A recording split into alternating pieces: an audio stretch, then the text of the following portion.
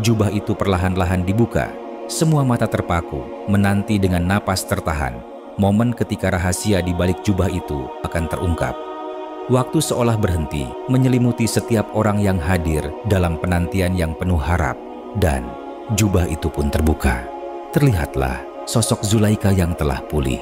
Semua orang terperangah, terkejut, hingga tak ada yang bergerak dari posisi mereka. Dengan gerakan halus, mereka saling menoleh, seolah tak percaya, memastikan bahwa orang di sekitar mereka pun merasakan keheranan yang sama. Lalu, pandangan mereka kembali tertuju pada Zulaikha. Perasaan haru, bahagia, dan takjub yang tak terlukiskan memenuhi ruangan. Serentak, mereka bersujud mengagungkan nama Allah. Sang Raja pun yang terkesima dan terkesiap ikut bersujud khidmat, mengakui kebesaran Allah melalui mukjizat yang dibawa oleh orang kepercayaannya, Yusuf. Setelah peristiwa ajaib itu, Zulaikha mencurahkan seluruh hidupnya untuk beribadah kepada Allah. Setelah pernikahan mereka, malam-malam mereka lalui dalam ibadah dan ketaatan kepada Allah. Namun, suatu malam, Allah Subhanahu wa Ta'ala dengan segala kasih dan sayangnya meniupkan rasa cinta yang mendalam kepada Yusuf untuk Zulaikha. Cinta itu merasuk ke dalam relung hati Yusuf, dari jantung kalbu, jantung maknawi, hingga menembus jantung sirri, hingga Yusuf tak mampu menahannya. Terjadilah peristiwa yang seolah mengulang masa lalu. Kali ini, baju Zulaikha robek di bagian belakang. Namun kali ini, bukan karena tangan Zulaikha, melainkan tertahan oleh tangan Yusuf.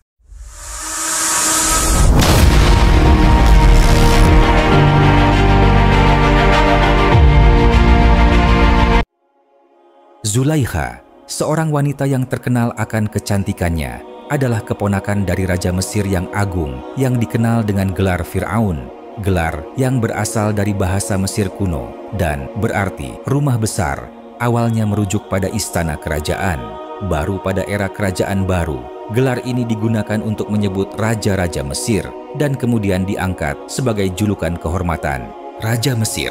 Pada masa Zulaikha hidup, dikenal sebagai raja yang bijaksana dan adil. Dalam Al-Quran, Zulaikha hanya disebut sebagai Imra'atul Aziz, yang berarti istri yang terhormat. Gelar ini merujuk pada Potifar, seorang pejabat tinggi Mesir yang merupakan suami Zulaikha. Gelar Al-Aziz sendiri menunjukkan status Potifar sebagai pejabat tertinggi di Mesir. Nama Zulaikha sendiri diambil dari penyair abad ke-15, Jami. Zulaikha sebagai keponakan Raja Mesir yang cantik tetap menjaga kesuciannya meskipun telah menikah dengan seorang wazir, kepala penjaga Raja Mesir. Suatu malam, Zulaikha bermimpi bertemu dengan seorang pemuda tampan rupawan. Mimpi itu terasa begitu nyata, meninggalkan kesan mendalam dan menumbuhkan rasa cinta yang kuat di hati Zulaikha. Ia terus memohon agar dapat bertemu kembali dengan pemuda itu dalam mimpinya. Hingga suatu malam, ia bermimpi. Dalam mimpi itu, Zulaikha bertanya, "Wahai Tuan, siapakah nama Tuan?" Pemuda itu tersenyum dan menyebutkan sebuah nama. Tetapi nama itu bukanlah Yusuf, melainkan nama seorang petinggi Mesir. Zulaikha terbangun dari mimpinya dengan perasaan gembira. Namun, ia tidak menyadari bahwa nama yang didapatnya bukanlah nama pemuda dalam mimpinya, melainkan nama seorang petinggi Mesir yang akan datang melamarnya. Zulaikha sangat bersemangat, senyumnya seindah madu, senyum mana yang bisa mengalahkan manisnya senyum orang yang sedang jatuh cinta. Hatinya berdebar hangat dan matanya berbinar penuh kerinduan. Ia mengintip dari balik jendela, menantikan sosok yang akan segera dijumpainya. Namun, yang dilihatnya bukanlah pemuda yang hadir dalam mimpinya. Senyumnya perlahan memudar, digantikan keterkejutan dan kesedihan. Di tengah kesedihannya, terdengar suara lembut yang mengatakan, "Melaluinya, engkau akan bertemu Yusuf." Dengan penuh harapan dan penantian, Zulaikha menerima pernikahan dengan pria yang bukan impiannya, dengan keyakinan bahwa ia akan bertemu dengan pujaan hatinya. Kisah Yusuf dan Zulaikha diabadikan dalam Al-Quran, tepatnya di surah Yusuf, surah ke-12, yang menceritakan perjalanan hidup Nabi Yusuf. di bawah hamparan langit yang bertabur bintang gemintang, Yusuf kecil terlelap dalam tidurnya. Yusuf, putra kesayangan Nabi Yakub, memiliki hati yang bersih dan jiwa yang penuh ketulusan. Malam itu, ia bermimpi sebuah mimpi yang kelak akan mengubah jalan hidupnya. Dalam mimpinya, Yusuf melihat 11 bintang berkilauan, bulan yang bercahaya, dan matahari yang perkasa. Mereka semua dengan khidmat bersujud di hadapannya. Pemandangan itu begitu agung dan mempesona, membuat hati Yusuf bergetar. Ia merasakan kehadiran kekuatan yang luar biasa, seolah-olah alam semesta tunduk padanya. Yusuf terbangun dengan hati yang penuh tanya. Mimpi itu begitu nyata, begitu kuat, sehingga ia tidak bisa mengabaikannya. Dengan langkah kecil, ia menemui ayahnya, Nabi Yakub, seorang yang bijaksana dan penuh pengertian. "Wahai ayahku," kata Yusuf dengan suara bergetar, "tadi malam aku bermimpi melihat 11 bintang, bulan, dan matahari. Kulihat semuanya bersujud kepadaku." Nabi Yakub dengan mata yang penuh kasih mendengarkan cerita putranya. Ia tahu bahwa mimpi itu bukanlah mimpi biasa. Itu adalah wahyu, sebuah tanda dari Allah Subhanahu wa Ta'ala. Namun, Nabi Yakub juga tahu bahwa mimpi itu bisa menimbulkan iri dan dengki di hati saudara-saudara Yusuf. "Wahai anakku," kata Nabi Yakub dengan lembut, "janganlah engkau ceritakan mimpimu ini kepada saudara-saudaramu. Aku khawatir mereka akan membuat tipu daya untuk mencelakaimu. Sesungguhnya, setan itu adalah musuh yang nyata bagi manusia." Nabi Yakub dengan kebijaksanaannya memahami bahwa mimpi Yusuf adalah pertanda akan kedudukan tinggi yang akan diraih putranya kelak. 11 bintang itu melambangkan saudara-saudara Yusuf, bulan melambangkan ibunya, dan matahari melambangkan ayahnya. Mereka semua akan tunduk dan menghormati Yusuf. Namun, Nabi Yakub juga tahu bahwa saudara-saudara Yusuf yang merasa iri dan dengki akan berusaha untuk mencelakai Yusuf. Oleh karena itu, ia meminta Yusuf untuk merahasiakan mimpinya. Mimpi Yusuf adalah awal dari sebuah perjalanan panjang yang penuh liku. Ia akan mengalami cobaan dan ujian yang berat, tetapi ia juga akan meraih kemuliaan dan kedudukan yang tinggi. Mimpi itu adalah janji Allah Subhanahu wa Ta'ala, sebuah janji yang akan menjadi kenyataan. Mentari senja memerah, menyiramkan cahaya keemasan di atas padang rumput tempat Yakub, sang nabi, duduk bersama putra-putranya. Namun, di antara mereka, kecemburuan merayap bagai ular berbisa, melilit hati saudara-saudara Yusuf. "Ayah, mengapa Yusuf lebih kau sayangi dari kami?" tanya mereka. Suara mereka bergetar menahan amarah. Yakub dengan hati bijak berusaha menenangkan mereka, tetapi api cemburu telah membakar hati mereka. Kecemburuan itu tidak berhenti di situ. Mereka merencanakan sesuatu yang jahat untuk Yusuf, adik mereka sendiri. Mereka berunding untuk menyingkirkan Yusuf dengan cara apapun. "Jangan bunuh Yusuf," kata salah seorang dari mereka. "Bagaimana kalau kita buang saja ia ke hutan?" Kemudian mereka menemui ayah mereka. "Ayah, izinkan kami mengajak Yusuf bermain keluar. Selama ini Yusuf tidak pernah bermain di luar." "Tidak, wahai anak-anakku, Yusuf masih kecil, di luar sangat berbahaya. Biarkan adikmu Yusuf di rumah saja." "Wahai ayah, tentu kami semua yang akan menjaga Yusuf. Biarkan Yusuf bermain, ayah."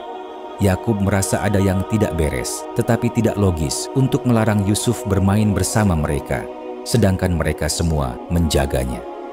"Baiklah, tetapi wahai putra-putraku, jagalah Yusuf dan berjanjilah untuk menjaganya." "Baik ayahku, kami semua akan menjaganya." Mereka mengajak Yusuf bermain, membawa Yusuf jauh ke dalam hutan. Di sana, mereka kembali berunding tentang apa yang akan mereka lakukan pada Yusuf. "Di sana terdapat sumur terasing," kata salah seorang dari mereka. "Kita buang saja Yusuf ke dalam sumur itu." Karena hatinya yang bersih, Yusuf tidak menyadari niat jahat saudara-saudaranya. Dia mempercayai mereka dan tidak menduga bahwa mereka akan mencelakainya. Mereka membawa Yusuf ke sebuah sumur, mengikatnya dan memasukkannya ke dalam sumur. Mereka merasa lega telah membuang orang yang selama ini membuat mereka kesal. Dengan ide gila, Mereka menorehkan darah hewan pada baju Yusuf yang mereka tanggalkan saat hendak mengikat Yusuf dan membuangnya ke sumur. Haha, tawa salah seorang dari mereka. Lihat ini, dengan ini ayah akan mengerti. Kita akan katakan kepada ayah bahwa serigala telah memakannya, kata yang lain dengan nada dingin. Mereka pulang dengan noda darah palsu di baju Yusuf. Surah Yusuf 12:16-18. Kemudian mereka datang kepada ayah mereka di petang hari sambil menangis. Mereka berkata, "Wahai ayah kami, sesungguhnya kami pergi berlumba-lumba dan kami tinggalkan Yusuf di sisi barang-barang kami, lalu dia dimakan serigala. Dan engkau tentu tidak akan percaya kepada kami, meskipun kami berkata benar." Ayat 18. Dan mereka membawa baju gamisnya Yusuf yang berlumuran darah palsu. Yakub berkata, "Sebenarnya hatimulah yang menjadikan terasa indah bagi kamu perbuatan itu. Maka bersabarlah aku dengan sabar yang baik. Dan Allah lah tempat memohon pertolongan terhadap apa yang kamu ceritakan." Dan tangisan Yakub membelah malam, meratapi kehilangan putra kesayangannya. Dalam kelaparan, perut Yusuf berbunyi kerucuk di dasar sumur. Namun, kesabaran dan doanya kepada Allah Subhanahu wa Ta'ala tetap terjaga dalam kesendirian dan kesedihan. Derap langkah kaki kuda terdengar, berpadu dengan suara desingan angin, gemerincing sesekali suara kriet dari kulit pelana kuda berayun dengan pakaian dan benda-benda yang dibawa. "Perjalanan masih jauh, mari kita beristirahat sejenak di sini," kata seorang pemimpin rombongan. "Kita haus dan butuh air. Mengapa berhenti di tempat yang tidak ada sumber airnya?" Sahut yang lain. Mereka tampaknya sudah sangat hafal dengan kondisi jalur yang mereka tempuh. Memang ada sumur di sana, tetapi airnya asin dan tidak pernah ada orang yang mengambil air minum dari sana. Jelas salah satu dari mereka. Namun, atas kehendak Allah Subhanahu wa Ta'ala, hati mereka tergerak untuk mendekati sumur itu. Salah seorang anggota kafilah yang terampil mulai menurunkan ember ke dalam sumur dengan ragu berharap mendapatkan air segar untuk menghilangkan dahaga mereka. Namun, alangkah terkejutnya ketika mereka mendapati seorang anak muda tampan yang lemah dan ketakutan berada di dasar sumur. Setelah berdiskusi, para kafilah ini memutuskan untuk membawa Yusuf bersama mereka dalam perjalanan mereka ke Mesir. Sesampainya di Mesir, mereka menjual Yusuf di pasar budak Mesir. Yusuf dijual. Parasnya yang memukau langsung menarik perhatian banyak orang, membuat pasar yang ramai menjadi semakin riuh. Penjualan Yusuf sebagai budak menyebabkan keramaian luar biasa karena pesonanya memikat banyak pasang mata. Kerumunan itu pun menarik perhatian sang menteri yang tengah berjalan-jalan dengan kereta kudanya. Dengan kedatangan menteri, semua memberi jalan, memberi salam Al-Aziz sambil merunduk gaya khas Mesir. Penjual itu memberi hormat. Tentu saja, dengan menteri ikut dalam pelelangan ini, tidak ada yang sanggup menawar harga yang lebih tinggi dari tawaran sang menteri. Disinilah akhirnya Yusuf jatuh ke tangan petinggi terpercaya, dan Yusuf dibawa ke rumah petinggi di dalam kerajaan Mesir. Di dalam kemewahan rumah Al-Aziz, Yusuf tumbuh menjadi pemuda yang gagah dan tampan, memancarkan pesona yang memikat hati. Budi pekertinya yang luhur dan kecerdasannya yang luar biasa membuat semua orang di sekitarnya terpesona, terutama Zulaikha, istri Al-Aziz. Matanya seolah terpaku pada setiap gerak-gerik Yusuf. Jantungnya berdebar kencang setiap kali mereka berpapasan. Ia semakin yakin Yusuf yang dibawanya ke rumah ini adalah Yusuf yang hadir dalam mimpinya. Bukan sekadar resonansi perasaan sesaat, melainkan sosok yang begitu nyata, begitu mirip dengan pemuda di hadapannya. Pertumbuhan Yusuf yang semakin dewasa, ditambah bisikan suara yang memberinya petunjuk, menguatkan keyakinannya. Melaluinya, engkau akan bertemu Yusuf. Gelora cinta Zulaikha membuncah, membakar hatinya dengan api kerinduan. Memikirkan kebenaran itu saja sudah membuatnya meleleh dalam hasrat yang tak tertahankan. Dadanya berdegup kencang, seolah membawanya terbang dalam getaran yang menjalar ke seluruh tubuh. Ia hampir gila karena perasaan yang begitu kuat. Sesungguhnya, pesona daya tarik Yusuf amatlah dahsyat, sampai-sampai wanita lain pingsan atau tak sadar bahwa jari jemari mereka teriris pisau saat melihatnya. tentu bukan sekadar ketidaksadaran biasa, melainkan pengaruh pesona yang melampaui batas manusia. Begitu pula kaum Adam yang akan melupakan semua wanita dunia jika ditampakkan wajah bidadari surga di langit. Kerinduan kaum Adam akan bidadari, namun Rasulullah Shallallahu Alaihi Wasallam pernah bersabda, wanita dunia bisa lebih baik dari bidadari surga, dan sesungguhnya Allah Maha Adil dan Maha Mengetahui atas segala sesuatu. Setiap nabi memiliki kelebihan yang setiap kelebihan itu adalah puncak bagi ilmu setiap manusia. Seperti Nabi Isa alaihi salam yang menghidupkan kembali orang mati adalah puncak dari ilmu kedokteran. Nabi Sulaiman alaihi salam dengan kekayaan dan singgasana yang tak akan ada sesudahnya, bahkan untuk sebelumnya. Nabi Ayub alaihissalam dengan kesabaran dan ketakwaan pada Allah Subhanahu wa Ta'ala, 18 tahun didera penyakit hingga mengembalikan ulat ke tubuhnya setelah selesai berwudu. Nabi Ibrahim dengan ketaatan yang melahirkan sejarah Idul Adha atas keikhlasan atas Ismail. Hingga Nabi besar Muhammad Shallallahu Alaihi Wasallam yang sempurna, penutup para nabi yang memiliki semua keistimewaan mereka, bahkan lebih dari itu. Yusuf selain tampan, juga ahli takwil mimpi, teladan sebagai nabi yang dianugerahi mukjizat. Bahkan nabi di luar 25 yang kita kenal memiliki keistimewaan. Dan Zulaiha, Allah Maha Tahu. Maka dari itu, dia, Zulaiha memimpikan Nabi Yusuf alaihissalam dalam mimpinya. Bahkan sebagian besar kitab mempercayai dan mengisahkannya dalam berbagai versi, meski dengan cobaan dan ujian yang sangat berat dan panjang.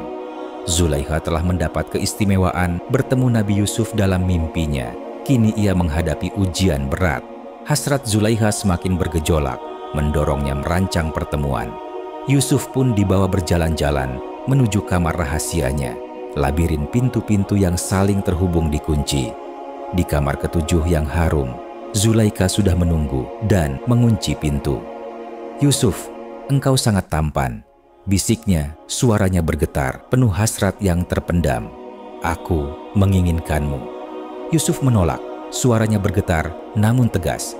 "Aku berlindung kepada Allah Subhanahu wa Ta'ala, Tuhanku yang memperlakukan aku dengan baik." Yusuf berlari.